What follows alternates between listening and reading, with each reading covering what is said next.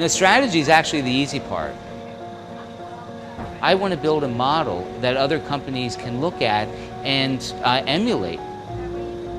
A model that's based on strong ethics and financial success. I'm Joe, founder and CEO of Theo Chocolate. We exist in a distribution system in grocery across this country where you need to operate at a certain size and have a certain level of success just to stay on the shelf. We need to grow in order to continue our business. Joe convinced me that I should start this company with Joe. I'm Deborah, Vice President of Sales and Marketing for Theo Chocolate. When Joe realized that he needed to move to Seattle to start Theo, he wasn't going to relocate unless I was willing to relocate along with him with our son. I didn't want to be the thing that stood in the way of him realizing his dream. And it's chocolate after all, so it's a chocolate factory. We produce products that really excited us, and we put them in packaging that we really liked. We learned very quickly that as fabulous as those products were, they weren't necessarily products that other consumers wanted to have. When we looked at our numbers and realized we were not growing at the rate that we thought we should be, and that in certain markets we were struggling, we decided to apply some science to what we were doing. We had had a really, really great launch and had garnered a lot of accolades, both from press and food critics, partly because of the uniqueness of what we had done. But when push comes to shove, it's really a volume game, and we needed to be selling a lot more chocolate. In order for us to attract a more mainstream group of consumers, we had to produce products where the flavors were easily accessible and understood, in packaging that was easy for consumers to read on the shelf, and at price points that was attractive to them. Initially, we were targeting green consumers or people who were really foodies, meaning that they're adventurous eaters. And we needed also to be selling in places where people just wanted a milk chocolate bar. We made flavors like coconut curry and milk chocolate. That's not something that plays on Main Street very well. We had people coming into our store all the time saying, well, can't you just do chocolate with mint? And so we thought, well, yeah, we definitely can do chocolate with mint. We weren't especially excited about doing chocolate with mint, but we realized, why wouldn't we do that if our customers are asking for it? We looked at market data for the first time, and we looked at what were the clear winners. There was a motivation to have products out there that people understood across the country. So chocolate with orange, chocolate with mint, straight 70% dark chocolate, chocolate with cherries and almonds. More recently, a spicy chili.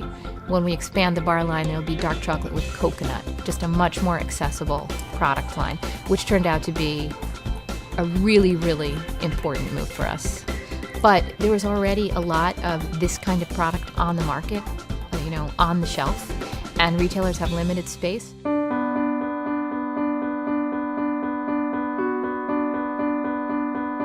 Just being organic and fair trade isn't enough. You will spark consumers' interest because of our certifications and the integrity of our product. But if it doesn't taste good, if people don't enjoy it, then it really doesn't matter. So we put as much or more of an emphasis on quality, because without that, then nothing else really matters. What's most unique about us is that we're the only organic fair trade brand that's actually making the product that we sell. So we're the only vertically integrated product on the shelf. We're the only product where we're controlling the supply chain from start to finish. We work with the farmers, we import the beans and all of our other ingredients. We make the product in our own facility. So we're able to control not only all of those relationships and the quality, but the entire manufacturing process. And that sets us apart. Probably the single most important thing that was beyond our control was whether or not retailers were going to be willing to give us some shelf placement. And based on our reputation, they did.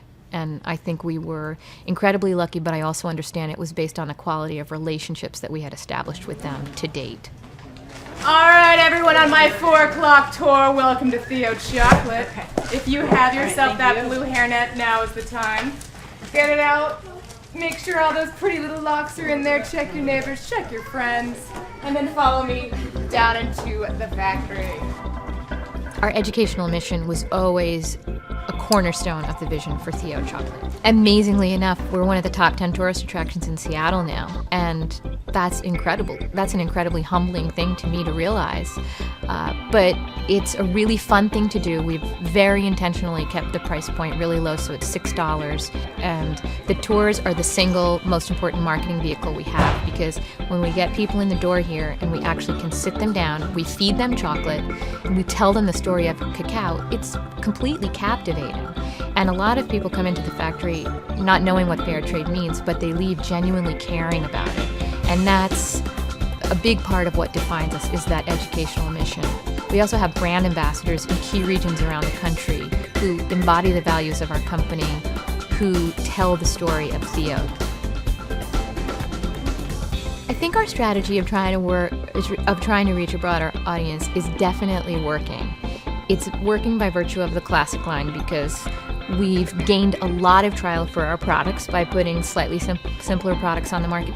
It's also working by virtue of the fact that we're a slightly older company now. And we've learned how to effectively price promote in some of the retail channels we're in, which is a big part of any company's strategy, at least in our category. And people have had more exposure to our brand, and some of that is just a question of time. You can't build a national brand overnight. It's pretty cool.